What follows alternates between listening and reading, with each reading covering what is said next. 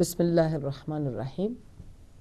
اذان کے بریک کے بعد آپ سب کو دوبارہ خوش آمدید کہتے ہیں، اور پروگرام نور حدیث جو لے کر ہم چل رہے تھے، دوبارہ سے جو ہماری خواہران بھی ہمارے ساتھ بیٹھی ہیں، زحمت کر کے ہیں، ہم لوگ ڈسکس کر رہے تھے کہ جتنے بھی ہم لوگ ہیں جو ہم دعویٰ کرتے ہیں، ہم دعوے دار ہیں کہ ہم اہل بیت علیہ السلام کے ماننے والے ہیں، تو ہم اپنی زندگی میں، اپنے عمل میں، اپنی سوچ میں، اپنے جو زندگی کے کام ہیں ان میں، یا اپنے سیکھنے میں، یا اپنے ریلیشنز میں کتنا اہل بیت علیہ السلام کو فالو کرتے ہیں۔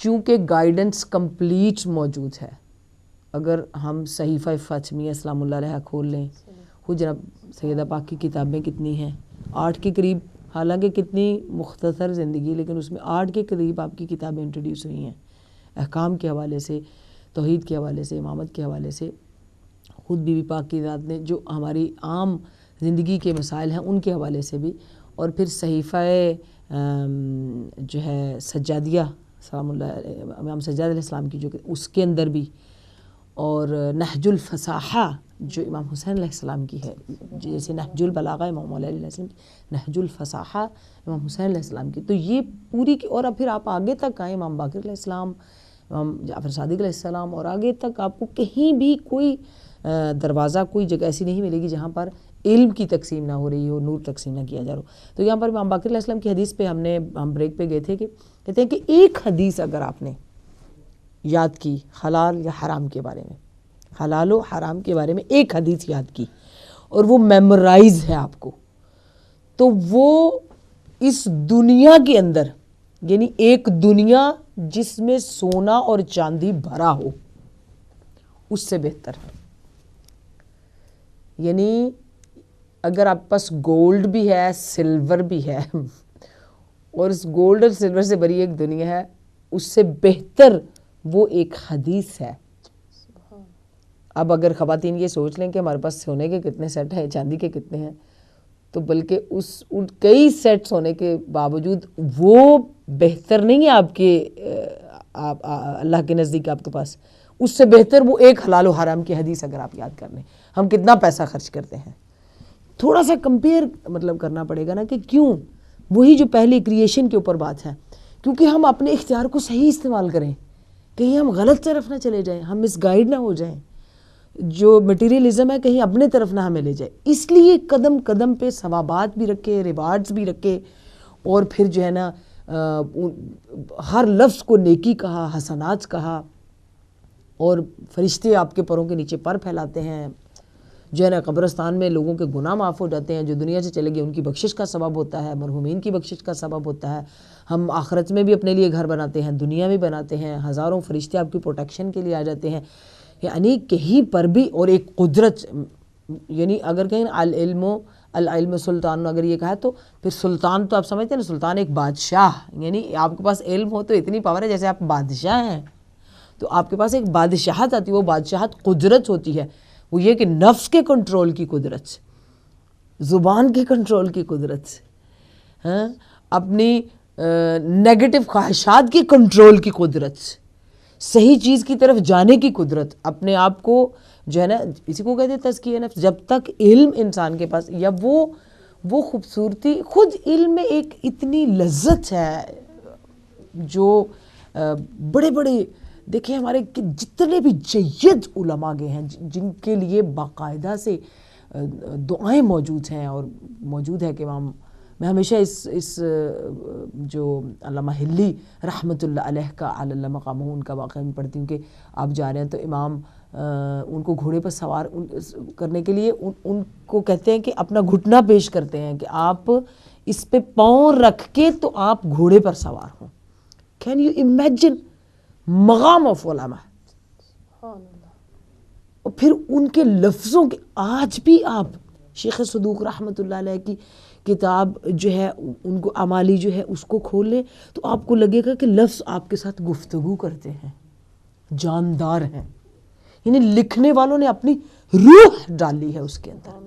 تو یہ بھی ڈیپینڈ کرتا ہے نا کہ جب انسان چیز کو سیکھتا ہے تو وہ کس روح سے سیکھ رہا ہے؟ اس کے اندر کون سی روح؟ مردہ روح ہے، دنیا دار روح ہے، تو وہ نور اس طرح نہیں جائے گا. وہ سوئچ جیسے 2 شو ہوتا ہے اور 3 شو ہوتا ہے تو سوئچ نہیں کیا جا سکتا. وہی بات ہو جاتی ہے.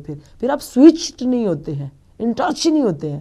جب تک آپ کی روح اس چیز کے لیے ویسی زہرائی یا زینبی یا حسینی نہیں بنتی ہے، تب تک ہم اس دروازے تک اس کو جتنا بھی سیکھ کریں وہ نہیں کر سکتے ہیں.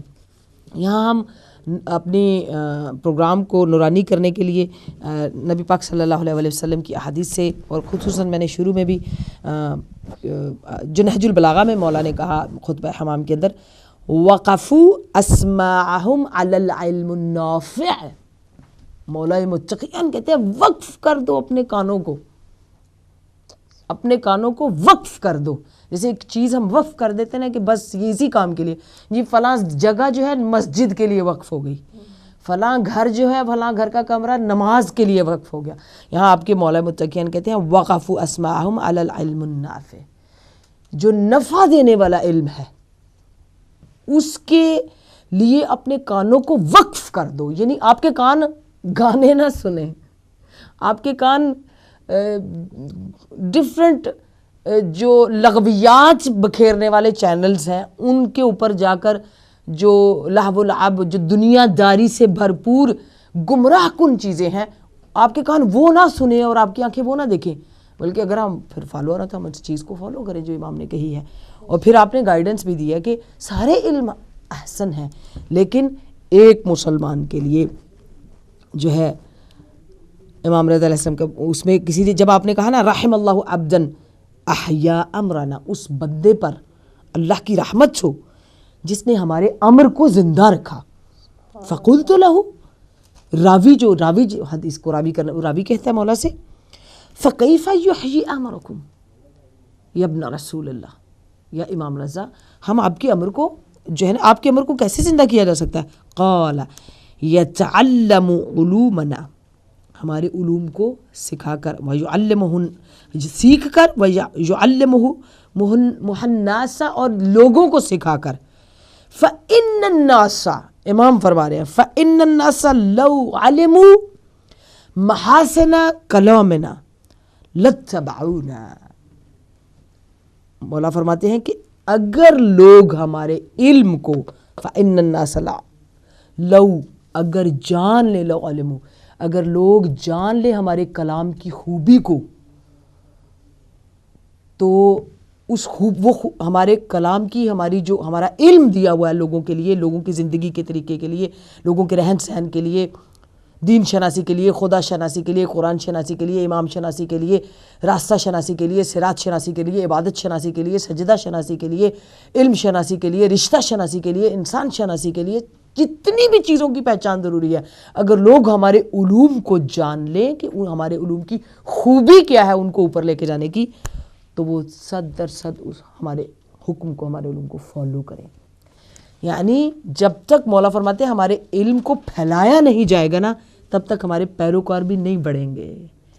تو جو لوگ امام سے محبت رکھتے ہیں، آئمہ سے محبت رکھتے ہیں، انہیں چاہیے بجائے اس کے کہ ہم اپنے ماحول میں اپنے ارد گرد نیگیٹیوٹیز کو کریٹ کریں، بلکہ آئمہ کے خلق، آئمہ کے علوم اور ان چیزوں کو جو ہے نا ہم آگے بھی لوگوں تک. اب سوال کیا جاتا ہے کہ علم حاصل کرنا ہو، مثلا جو چیزیں ہیں جو ضروری ہیں، واجب ہیں ہمارے اوپر، وہ کون سی ہیں؟ کہ باید we have to learn these things. شریعت آپ کو ریفر کرتی ہے کون سی چیز. ایک انسان، ایک مومن یا مومنہ جو دنیا میں آتی ہے، جب ہم بچے اسکول بھیجتے ہیں، کہتے ہیں یہاں پر رسول پاک صلی اللہ علیہ وسلم نے فرمایا افتحوا صلی علی محمد وآل محمد وعجل افتحوا علی سبیانکم اول کلمۃ لا الہ الا اللہ. رسول پاک نے کہا اپنے بچوں کو جب آپ سکھانا شروع کریں تو سب سے پہلا کلمہ جب آپ ان کو لے کر اپنی گود میں جب شروع کرتے ہیں تو سٹارٹ ود لا الہ الا اللہ، یعنی دین کا علم. اب لا الہ الا اللہ کو اگر آپ اس کی تفسیر میں جائیں مولا علی علیہ السلام یا آئمہ علیہ السلام سے، تو ساری چیزوں پر سایہ ہی لا الہ الا اللہ کا ہے. یہ اتنی بڑی چھت ہے، اتنی بڑی پناہ ہے، اتنا بڑا سکون ہے، اتنا بڑا سمندر ہے، ایسا آسمان ہے کہ اس پر ہی امامت کے ستارے بھی چمکے اور اس پر ہی نبوت کے جو تھے ستارے جو ہیں وہ چمکے. تو اب سٹارٹ یعنی علم دین جاننا بہت ضروری ہے. اب دین کے علم میں وہی بات کہ مولا فرماتے ہیں کہ اگر لوگوں کو ہمارے کلام کی زیبائی، خوبصورتی اور حسن پتہ چل جائے تو لوگ 100% اس کو فالو کریں. امام حسن عسکری علیہ السلام جو ہے نا، انہوں نے بھی فرمایا اللہم صلی علی محمد و آل محمد وعجل فرج، کہ جس کسی نے بھی الا فمن کان من شیعتنا عالما بعلومنا فحد الجاہل بشریعتنا، اور آگاہ رہو، یاد رکھو، جس کسی نے بھی ہمارے شیعوں میں سے ہمارے علم کو حاصل کیا اور ہمارے علوم کو جو ہے وہ جو نہیں جانتے تھے ان تک پہنچا کر ان کو اس کا راستہ دکھایا، وارشدہ وعلمہ شریعتنا کان معنا فی الرفیق الاعلی، اور پھر انہوں نے اس علم کو نہ جاننے والوں تک پہنچا کر ہماری شریعت کو جو ہے ان تک پہنچایا. کان معنا، وہ ہمارے ساتھ ہوں گے، فی الرفیق الاعلی، بہترین دوستوں کی طرح. یعنی اگر امام حسن عسکری علیہ السلام فرماتے ہیں کہ اگر ہم نے علوم اہل بیت علیہ السلام کو سیکھا اور پھر ایسے لوگوں کی مدد کی جو کہ بالکل جانتے ہی نہیں ہیں، ویسے کئی لوگ ہیں ہمارے ارد گرد، ان کو دعائے مجیر کا پتہ ہی نہیں ہے. مثال دے رہی ہوں، آپ آئمہ کی دعاؤں میں پڑھیں، دعائے مجیر، صرف دعائے مجیر نہیں ہے، آپ کے پاس ایک اتنا بڑا خزانہ ہے، اتنا بڑا خزانہ ہے کہ آپ ہر قسم کی آگ کو اس سے بجھا سکتے ہیں. ہر قسم کی آگ، بیماری کی آگ، حسد کی، دکھ کی، رزق کی. دیکھیں رزق نہ ہونا ایک آتش آگ ہے، تو کوئی آگ ایسی نہیں ہے جو اس دعائے مجیر کے ساتھ. ہماری دنیا میں ہر طرف آگ ہی تو ہے، بے چینی. اب ضروری نہیں ہوتا آگ جلتی ہوئی آگ کو کہیں ہم. جب انسان کو پیاس لگتی ہے تو اس کے اندر کوئی ماچس تھوڑی سی جلائی ہوتی ہے، کسی نے آگ جلے، بس اس کو فیلنگ ہوتی ہے برننگ ہو رہی ہے. حالانکہ وہ برننگ وہ والی نہیں ہے جو ایک ہم گیس کے اس سے کرتے ہیں، اس طرح ڈفرینٹ ٹائپس. تو اس طرح آگ کی بھی ڈفرینٹ قسمیں ہیں. تو اگر ہم ان چھوٹی چھوٹی چیزوں کو کہ اگر لوگ کسی نے اس کو جانا، اب آپ جائیے، میں نے صرف ریفرنس دیا ہے، آپ جا کر دیکھیے کمالات دعائے مجیر کے. یعنی چور کو بھی آپ پکڑ خود آپ کے گھر آ جائے اگر ایسی آگ جو آپ کے لیے پریشانی کا باعث ہے. پریشانی بھی ایک، اس میں آپ کو حواس باختہ ہوتے ہیں آگ کسی بھی اس میں. تو کہا کہ اگر کسی نہ جاننے والے کو ہم یہ چیز بتاتے ہیں اور وہ پھر اس ہدایت کو پا جاتا ہے، اس علم کے ذریعے اہل بیت علیہ السلام کے قریب جاتا ہے، تو جس نے یہ والا کام کیا وہ ہمارے رفیقوں میں سے، ہمارے دوستوں میں سے، اور جنت میں ہمارے ساتھ ہوگا. اتنی بہترین چیزیں ہیں اس پہ. لیکن سیکنڈ چیز جو کہی آپ نے علوم دین کے ساتھ ساتھ آموزش عقائد. آموزش عقائد میں سب سے پہلے افتح لا الہ الا اللہ، اس کا عقیدہ درست ہونا چاہیے، اس کے عقیدے کی بنیاد لا الہ الا اللہ سے شروع ہونی چاہیے. علوم دین کے ساتھ ساتھ عقائد درست ہوں. ہم کوئی بھی چیز پڑھنے سے پہلے اپنے بچے کا عقیدہ درست کریں، اس کا ویژن درست کریں، اس کی سوچ درست کریں، اب کوئی بھی پڑھنے والا ہو. پھر ہے آموزش قرآن، یعنی قرآن کو سیکھنا. اب جس نے قرآن سیکھا اس کے پاس اور کون سا رہ گیا. 60 آیات ایسی ہیں قرآن میں جو ٹوٹلی سائنٹیفک ہیں. لیٹسٹ سائنس کے جتنے بھی ہمارے معجزے ہیں یا ایجادات ہیں یا کریشنز ہیں وہ اس میں موجود ہیں. پھر اس کے بعد آ جاتا ہے آموزش حدیث. حدیث میں اب نبی پاک صلی اللہ علیہ وسلم کی حدیث کے بارے میں ہمیں پتہ ہو کس کام کے بارے میں نبی پاک نے کون سی حدیث فرمائی ہے. عورت کے بارے میں جیسے ہمیں پتہ ہی نہیں ہے شادی سے پہلے کیا بچی کو سیکھنا چاہیے، اور اس کے بعد لڑکے والوں کو کیا سیکھنا چاہیے، لڑکی والوں کو کیا سیکھنا چاہیے، اکارڈنگ ٹو حدیث کتنی چیزیں. ہم 2-3 چیزوں کو لے کر کے بس وہ جو 2-4 ہماری مشہور ہیں ان کو لے کر چلتے ہیں اور اس کے بعد بس. تو کہا کہ بھئی پھر آپ نے کہا فقہ واجب ہے، فقہ کا علم، اور پھر فقہ کے علم کے ساتھ ساتھ حرف و صنعت کا علم. اس کے بعد آپ نے یہ سب سے زیادہ کہا کہ ایسا علم جو آپ ڈگری کی خاطر کریں کہ آپ بعد میں لوگوں کے سامنے مشہور ہو جائیں، یہ ریا ہے، اور یہ علم جو ہے نا آپ کو آتش کی طرف، جہنم کی طرف لے کر جائے گا. جو بھی علم ہو وہ اس لیے ہو کہ ہم نے اپنے آپ کو اور معاشرے کو درست کرنا ہے. اور جو بھی علم ہم حاصل، کوئی بھی ڈگری ہے، وہ چاہے ڈاکٹر کی ڈگری ہے، وہ انجینئر کی ڈگری ہے، صنعت کار کی ڈگری ہے، کوئی بھی ڈگری ہو ہم اس حساب سے لیں. بہرحال یہ ایک لمبی لسٹ ہے، لیکن یہاں تک کہ جس میں ہم نے آپ کے ساتھ جو چیزیں ڈسکس کی ہیں. آپ کے پاس اگر کوئی سوال ہے تو آپ مجھے پوچھ سکتے ہیں کیونکہ ہمارے پاس ٹائم صرف 15 منٹ اور ہے. اچھا، میں نے آپ سے پوچھنا تھا، اگر ہمیں کسی چیز کا علم ہے اور ہمارے سامنے کوئی اسلامی امور میں تھوڑی بہت کوتاہی ہو رہی ہے، یا ہمیں پتہ ہے وہ صحیح طریقے سے ادا نہیں کر رہے، مسجد میں یا گیٹ ٹوگیدر میں کہیں بھی ہوتا ہے، تو ہم اسے بتاتے ہیں اس چیز کے بارے میں، تو اگلا اس کو حاصل نہیں کرتا، بلکہ آگے سے ایک بگ ایشو بن جاتا ہے کہ آپ لوگ نیا اسلام لے کے ہمیں پتہ ہے یہ وہ. تو اس جگہ پہ ہمیں اپنا علم ان تک پہنچانا چاہیے، حجت تمام کرنی چاہیے، یا پھر چپ رہنا چاہیے کہ ایک لڑائی جھگڑے والا موقع بن گیا نا. دیکھیں یہاں پر بڑا ہی مشہور واقعہ ہے. امام حسن علیہ السلام اور امام حسین علیہ السلام مسجد میں تھے تو ایک بزرگ بہت ہی سفید داڑھی والا صحابی تھے، وہ وضو کر رہے تھے. تو انہوں نے دیکھا کہ وہ وضو غلط کر رہے ہیں، تو انہوں نے ان کے قریب جا کر دونوں بھائیوں نے وضو کرنا شروع کیا. تو اس بزرگ کی توجہ اپنی طرف کی، اس نے دیکھا کہ یہ رسول کے نواسے ہیں، یہ وضو صحیح کر رہے ہیں. تو انہوں نے اپنے ایکشن سے ان کو بتا دیا کہ اگر وہ بول کر کہتے تو وہ کہتا کہ میں تو صحابی ہوں، مطلب میری سفید داڑھی یا جو بھی جس طرح بھی ہم عمر کا بھی سب کچھ کرتے ہیں. تو انہوں نے اس کو ریئلائز کیا کہ پھر انہوں نے اس کے مطابق اس وضو کو دوبارہ جو ہے نا رینیو کیا، تو یا اعادہ کیا. ہم اپنے دوسرے جو ورڈنگ اپنی ہے شرعی ورڈنگ اس کے حساب سے میں اگر فقہی، تو اب اگر حجت ضرور تمام کرنی چاہیے، لیکن بڑے ہی پتہ ہے کیا زمانہ ہے یہاں، اس زمانے میں ہر کوئی سمجھتا ہے ہم بڑے پرفیکٹ ہیں. بلکہ مجھے پرسنلی ایسا لگتا ہے لوگ سمجھتے ہیں کہ پڑھنے والا ہم سے پوچھ کے پڑھے، پڑھنے والا کوئی عالم آ رہا ہے یا کوئی بھی ہے تو وہ ہم سے پوچھ کے پڑھے کہ اس کو کیا پڑھنا چاہیے. یہاں تک مطلب میں نے دیکھا لوگوں کو تو بڑے آرام سے، بڑے ہی پیار سے، بڑی محبت سے، بڑی احتیاط سے، اگر آپ بڑے علمانہ اور بڑے عالمانہ انداز میں کہیں گے یہ دیکھیں نا آپ نے کیا کیا ہے، مطلب اور بھی لوگوں کے سامنے، تو آبویسلی اس کو انسلٹ فیل ہوگی، کوئی بھی ہو وہ. تو ایک اچھا موعظۃ الحسنہ جس کو کہتے ہیں نا کہ احسن طریقے سے جو آپ کی نظر میں سب سے بیسٹ ہو، یا آپ سب کے سامنے نہیں کہہ سکتے، آپ 2 پاؤنڈ کا 3 کا چاکلیٹ کا ڈبہ لیں کوئی سویٹس کا، ان کے گھر جائیں، ان سے کہیں کہ آپ ہمیں بہت اچھی لگتی ہیں، آپ کا بہت اچھا طریقہ ہے، لیکن یہ کام آپ ایسے کریں، اس لیے میں نے ایسا کیا کہ آپ کو میری بات بری نہ لگے. تو یہ میں نے آپ کو اس لیے بتایا کہ آپ اتنی اچھی ہیں اور آپ اپنے کام میں اور آگے جائیں. تو دیر از اے ویز. ہم نے دیکھا ہے کہ کچھ لوگ اتنے متکبرانہ انداز میں آپ کو ٹوکتے ہیں اور بولتے ہیں جس سے اگلا سیکھتا نہیں، اگلا دین سے بھی متنفر ہو جاتا ہے. تو اوبیسلی علم جو ہے جتنا آپ کے اندر آئے گا اتنا آپ ڈاؤن ٹو ارتھ ہوئیں گے، اکڑیں گے نہیں، کیونکہ ہمیشہ بزرگوں کی مثال ہے پھالدار درخت جو ہے نا وہ جھکا ہوتا ہے.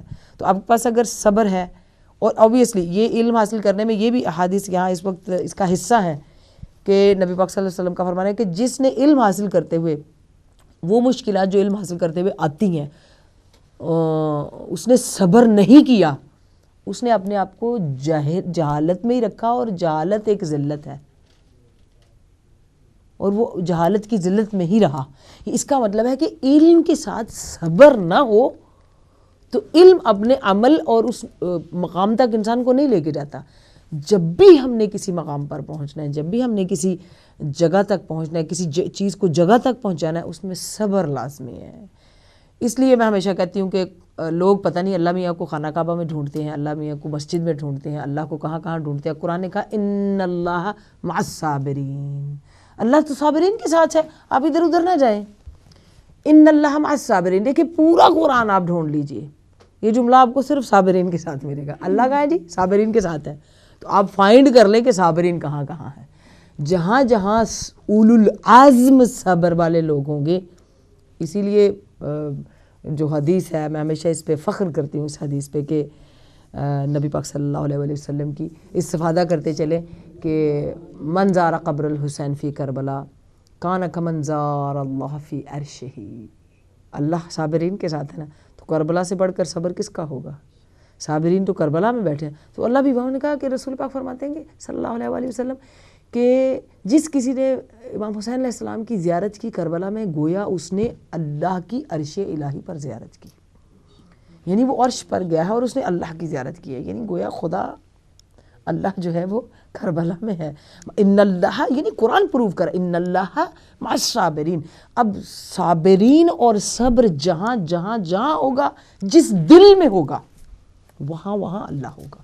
اس لیے ہمیں باقی لوگوں کی طرح اس کو کسی وجود میں کسی مخصوص جگہ پہ ڈھونڈنے کی ضرورت نہیں ہے, بلکہ صابرین کو ڈھونڈ لیں ہم, ان کے ساتھ اللہ ہے. بس اللہ جہاں صابرین ہے وہیں اللہ ہے انشاءاللہ. اچھا ایک اور سوال ہے, ایک سسٹر نے پوچھا تھا کہ زیارت عاشور کے بارے میں کہ ہر روز پڑھنی چاہیے, ہر پہلی بات اب تک پہنچ گئی.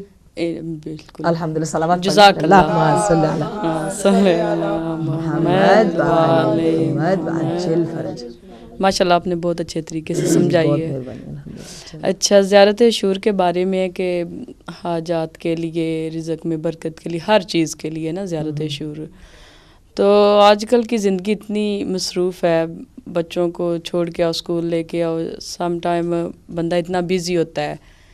تو اگر بچوں کو لینے گئے ہیں گاڑی میں, امبا وضو ہیں, تو کیا ہم ادھر زیارت عاشور پڑھ سکتے ہیں؟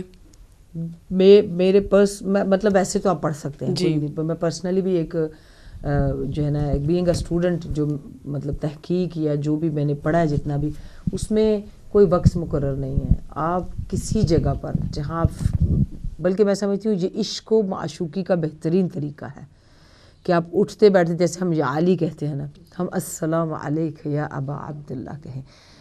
آپ لوگ حیران ہوں گے کہ ہم یا علی کہتے ہیں, لیکن خود جو ہمارے ائمہ ہیں خصوصاً امام صادق علیہ السلام, امام باقر علیہ السلام, یہ اٹھتے بیٹھتے السلام علیک یا ابا عبداللہ کہا کرتے تھے. خود امام موسیٰ کاظم علیہ السلام, خود امام رضا علیہ السلام, ہمارے ائمہ جو ہے نا اٹھتے بیٹھتے جتنا, بلکہ جو آخری شارٹ بریف زیارت عاشورہ کا لاسٹ پارٹ ہے جس میں سلام بھیجا جاتا ہے, جس سلام کو آپ 100 دفعہ بھی کہہ سکتے ہیں اور ضرورت کے ٹائم 3 دفعہ بھی, بلکہ اس میں آپ کے اندر ایک فیلنگز بن جاتی ہیں, آپ کے اندر ایک کنیکشن بن جاتا ہے کہ جیسے آپ نہ پڑھیں صبح کسی بھی وقت, اگر آپ کو عادت ہے ہمیشہ پڑھنے کی, تو آپ بالکل ایسے فیل کرتے ہیں جیسے بہت کچھ آپ نہیں کیا آپ نے, یا کچھ آپ سے مس ہو گیا ہے. اور بہترین ہے آپ گاڑی میں پڑھیں, آپ گھر سے نکل رہے ہیں, آپ کو جہاں کھلا آسمان نظر آیا, السلام علیک یا ابا عبداللہ وعلی الارواح التي حلت بفنائک واناخت برحلک علیک منی سلام اللہ ابدا ما بقیت وبقی اللیل والنہار ولا جعلہ اللہ آخر العہد منی لزیاراتکم. السلام علی الحسین وعلی علی بن الحسین وعلی اولاد الحسین وعلی اصحاب الحسین. کوئی محبت کرنے کا اور سلام بھیجنے کا مولا ہر سلام کا جواب دیتے ہیں, اور یہ بہترین رشتہ ہے. بلکہ امام زمان نے سفارش کی ہے, میں نے آخری اس میں بتایا آپ کو کہ آپ ضرور پڑھا کریں. زیارت جامعہ کو بھی ضرور پڑھیں, جو شارٹ والی ہے, بالکل 1-1.5 پیج کی ہے. جیسے ہم دعائے حج کو ذہن میں رکھتے ہیں, اس کو بھی ضرور جوڑ لیں. 5 منٹ بھی نہیں لگتے ہیں, لیکن آپ کا ایک کنیکشن ہے, آپ کا ایک رشتہ ہے, آپ کی ایک محبت ہے, آپ کے اصل رشتے وہ ہیں. جی سکینہ آپ کا سوال ہے, بسم اللہ. آپ نے کہا کہ علم کے ساتھ قدرت آ جاتی ہیں, جیسے طاقت آ جاتی ہیں. So I just wanted to ask, if you're seeking knowledge, can you become arrogant and proud? And if that happens, what should one do? Because obviously the younger you are, you're learning, so you're a bit immature. So if that comes, arrogance and pride, what should one do? میں سمجھتی ہوں کہ یہ ایک مقابلے اور حسد کی کیفیت آئے تو ثواب ہے علم حاصل کرنے میں. کسی جگہ حسد جائز نہیں ہے, لیکن علم حاصل کرنے میں ایک دوسرے سے حسد جائز ہے. اس کے پاس علم زیادہ ہے, اس نے قرآن اتنا پڑھا, میں اتنا پڑھوں گی, اس نے یہ کتاب فنش کی, میں بھی کروں, اس میں جائز ہے. مقابلہ اور کسی بھی چیز میں نہیں, لیکن علم میں مقابلہ جائز ہے. اس کے پاس اتنا علم ہے, میں بھی اتنا حاصل کروں, یہ یہاں تک ٹھیک ہے. لیکن ایروگنٹ جو ہے نا, یہ ہونا متکبر یا تکبر, آپ سمجھ لیں کہ اس بندے نے علم کی عین ہی نہیں پہچانی. جس کے اندر تکبر آ گیا نا, کیونکہ ہمارے پاس کچھ بھی نہیں ہے, 1 سیکنڈ میں ہماری بینائی جا سکتی ہے, 1 سیکنڈ میں ہمارا دل بند ہو سکتا ہے, زبان بند ہو سکتی ہے. تو جب ہم ہر چیز میں کسی کے محتاج ہیں تو تکبر کس بات پہ کریں؟ میں نے کہا نا مجھے حدیث پہ فخر ہے. حدیث کون سی ہے؟ کہ ہم امام حسین کی زیارت کرنے جائیں تو اللہ کہتا ہے آپ لوگوں نے میری زیارت کی ہے، you know، ہم ایسے امام سے محبت کرتے ہیں، ایسے امام کے ساتھ ہمارا دل جڑا ہے کہ خدا کہتا ہے کہ تم اس کی زیارت نہیں، تم میری زیارت کے لیے آتے ہو. حالانکہ آپ اس کے اس ڈیپتھ فلسفے میں جائیں تو آپ کے رونگٹے کھڑے ہوتے ہیں. تو اب یہ یہاں پر علم جو ہے نا وہ توڑتا ہے انسان کو. علم انسان کے اندر کی سارے بت، ساری خواہشات، ساری دنیا داری، ساری چیزیں جو ہے نا اس کو ریز کر دیتا ہے. وہ پھر جب اس علم کے ساتھ اٹھتا ہے تو وہ اسی علم سے دیکھتا ہے جو اس نے ائمہ کے صدقے میں اس کو ملا ہوتا ہے، جو کسی امام کے پیروں کی خاک کا صدقہ ہوتا ہے، جو کسی امام کی محبت کا صدقہ ہوتا ہے، جو کسی امام کی غم کے آنسو کا صدقہ ہوتا ہے، جو کسی امام کی ولادت کے دن میں مبارک کا صدقہ ملتا ہے. ہم سب انہی کا صدقہ کھاتے ہیں نا، انہی کی طرف سے، انہی کے صدقے میں بلیسنگز ہے نا. یہ سب سے نیگیٹو چیز ہے. اور سمجھ لیں وہاں علم جو بھی تھوڑا اپنے آپ کو بڑا لوگوں کے درمیان، یہ سب سے زیادہ آتش حرام اس کو کہا گیا ہے، یہ جائز نہیں ہے. آپ کو پتہ ہے تکبر صرف اللہ کے لیے ہے. کیوں کہتے ہیں کہ التکبر رداء اللہ، تکبر جو ہے اللہ کی رضا ہے، یہ اللہ کا حق ہے. کیوں؟ وہ گریٹسٹ کریٹر ہے، وہ تکبر کا حق، اس کا حق ہے. ہم تو سب کچھ لینے والے، ہم تو کچھ بنانے والے نہیں ہیں. ہم نے نہ کوئی دنیا کریٹ کی ہے، نہ ہم نے تو کچھ نہیں کیا. ہم تو ہر چیز میں پلک جھپکنے میں بھی اس کے محتاج ہیں. تو وہ علم صحیح وہ ہے جو آپ کو عاجزی دے، انکساری دے، محبت دے، مٹھاس دے، اخلاق دے، درگزر دے، صبر دے. علم والا جتنی مار کھاتا ہے نا، علم والا جتنا دکھ سہتا ہے نا، اتنا کوئی نہیں دکھ سہتا. یہ آپ 100% بات لکھ لیں. کیونکہ اس کو بار بار ریئلائز کرایا جاتا ہے جی آپ مطلب وہ چیزیں جو عام لوگ کرتے ہیں، نہیں جی آپ تو علم والے ہیں، جی آپ تو جانتے ہیں، آپ کو تو درگزر کرنی چاہیے. حق چھن گیا علم والوں کا، ہاں جگہ چھینی جاتی ہے علم والوں کی، سب کچھ علم ہے جی، اس لیے ہمیں چپ رہنا چاہیے. تو اس لیے اوبیسلی ہم نے اگر سیکھا ہے کوئی بھی ہے تو اس پر عمل اسی وقت ہوتا ہے. وہی علم بڑھتا اور پھلتا پھولتا ہے، اور وہی علم دوسروں کے دلوں تک پہنچتا ہے جس پر دینے والا خود عمل کرتا ہو. وہ علم جس پر دینے والا خود عمل نہیں کرتا کبھی دوسروں کے دلوں تک نہیں پہنچتا. اس لیے یہ جس کو عشق ہے امام زمان کو پانے کا، یا جس کو لذت ہے نیئرنیس آف اللہ کی، یا اللہ کے کلوز جانے کی، یا معصوم علیہ السلام کے قریب ہونے کی، تو علم بہترین ذریعہ ہے. یاد رکھیے گا، مناجات اور عبادت اپنی جگہ ہے. کئی دفعہ علم میں ایک لمحہ ایسا آپ کا گزرتا ہے کہ ایک سیکنڈ لگتا ہے اس پرواز تک جانے میں جہاں انسان کے کنیکشن بنتے ہیں. کیونکہ آج تک عابدین کے پاس آ کر ضرور مولا نے یہ کہا کہ تم مجھے ایسے 40 دن پکارتے رہے، ایک نیک عمل، ایک عمل ایسا کرتے میں خود تمہارے پاس آ جاتا. لیکن علماء کے اس میں آ کر آپ نے کبھی ایسے نہیں کہا. ایک بہت بڑے عالم جن کا نام میرے ذہن سے اس وقت نکل گیا ہے، کہ ان کو ایران کے عالم تھے، یہ لوگ اکٹھے ہو کر کربلا جاتے ہیں، اور یہ ہمیشہ صحن امام میں بیٹھ کر عزاداری کیا کرتے تھے. تو یہ میں 2-3 دن پہلے اس بات کو پڑھی تھی، امام حسین علیہ السلام سے ریلیٹڈ ان کے خوبصورت واقعات زندگی کے اس میں. تو وہ کہتے ہیں کہ سب لوگ ہم اکٹھے تھے، تو ان عالم کو جن کو جیسے ابھی بھی لوگ علماء کو لے کر جاتے ہیں اپنے ساتھ زیارت کے سفر میں کہ وہ مجلس پڑھیں یا ہمیں گائیڈنس دیں، تو وہ سارے بیٹھے ہیں تو ڈھونڈ رہے ہیں کہ عالم کہاں گئے. ڈھونڈتے ہیں کہ ہمارے جو مجلس پڑھنے والے تھے ہمارے، اور وہ اس زمانے کے بہت بڑے عالم تھے. ہر جگہ حرم میں ادھر ادھر اس سے پوچھ اس پہ جگہ، کوئی جگہ جو ہے نا وہ نظر نہیں آتے ہیں. تھوڑی دیر کے بعد دیکھتے ہیں کہ ایک طرف سے جو ہے نا دروازہ کھلتا ہے تو ایک بزرگ شخصیت بہت ہی نورانی وہ قریب آ کر ان سے کہتے ہیں کہ میں مجلس پڑھوں. تو بے ساختہ وہ لوگ کہتے ہیں کہ مطلب آپ پڑھیں. تو آپ بلیو کریں کہ کہتے ہیں کہ انہوں نے ایک جملہ بولا، ایک جملہ صرف، اس میں امام حسین اپنی زبان سے لیا. تو کہتے ہیں کہ جتنے لوگ اس صحن میں مجلس میں بیٹھے تھے سب غش کر گئے. سب یعنی اب اس سے ہم کس مقام کس منزل پہ پہنچیں کہ اگر ہم خلوص سے اور دل سے مولا کی بارگاہ میں جاتے ہیں تو ہمیں وہ ایسا لمحہ اور ایسا سیکنڈ ضرور آتا ہے اس جگہ پر جا کر کہ وہ کسی سیکنڈ میں ہمارے سامنے سے ہمارے قریب سے گزر کر جاتے ہیں، ہمیں پوچھتے ہیں، ہمیں کھانے کے لیے کچھ دے جاتے ہیں، ہمیں پانی دے جاتے ہیں، اور ہمیں سمجھ ہی نہیں ہوتی کہ یہ ہمارے امام ہیں. گائیڈنس جو ہے نا اس طرح بھی ہوتی ہے.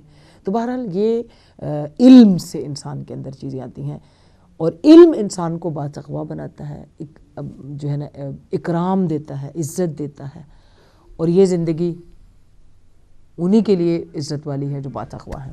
ہمارا وقت جو ہے پروگرام کا بالکل آخر پہ ہوا. پروردگار عالم ہم سب کا بیٹھنا وقت کے امام کی بارگاہ میں قبول فرمائے، اور آج جو کچھ بھی علم کی گفتگو ہوئی ہے وقت کے امام کی زیر سرپرستی، ہماری عاجزی اور انکساری جو ہے یہ جناب مادر قاسم سلام اللہ علیہ زوجہ امام حسن سلام اللہ علیہ کی بارگاہ میں ہدیہ ہے، اور پروردگار ان کے توسط سے ہمارے جتنے مرحومین ہیں ان کی بخشش فرمائے. خصوصاً جو ہے مولانا مرسلین جو ہیں ان کا انتقال ہوا، آج ان کی شب اول ہے، تو پروردگار عالم ہمارے اٹھے ہوئے ہاتھ اور ہماری دعائیں ان کے حق میں مستجاب فرمائے. جتنے بھی لوگ ہمارے اس پروگرام کو دیکھ رہے ہیں ایک سورۃ الفاتحہ جو ہے مولانا مرسلین کے لیے ضرور پڑھیں. اللہ تعالیٰ ان کو جوار معصومین میں جگہ دے اور جوار ائمہ میں جگہ دے انشاءاللہ، اور جو ان کے لواحقین ہیں اللہ پاک ان کو کربلا والوں کے صبر کا صدقہ صبر جمیل عطا فرمائے. وہ اچھی منزل کی طرف چلے گئے، جو پیچھے رہ گئے ہیں انہیں کوشش کرنی چاہیے کہ اچھی منزل کی طرف جائیں. اسی دعا کے ساتھ کہ وقت کے امام کے ظہور میں تعجیل ہو، اور پروردگار شعبان المعظم میں ہمارے گناہ معاف فرمائے. اور جتنے ہمارے پروگرام دیکھنے والے تھے ان میں سے کوئی بیمار ہے تو ان کو اللہ شفا دے. تمام دنیا کے مسلمان جہاں جہاں مظلوم ہیں پروردگار بحق آبروئے محمد و آل محمد ان کی نصرت جو ہے فرمائے. انشاءاللہ کل کوثر ولایت پروگرام میں دوبارہ ناظرین سے ملاقات ہوگی. آج آپ سے بھی اور ناظرین سے بھی اجازت چاہتے ہیں. والسلام علیکم ورحمۃ اللہ وبرکاتہ. اللہم صلی علی محمد و آل محمد.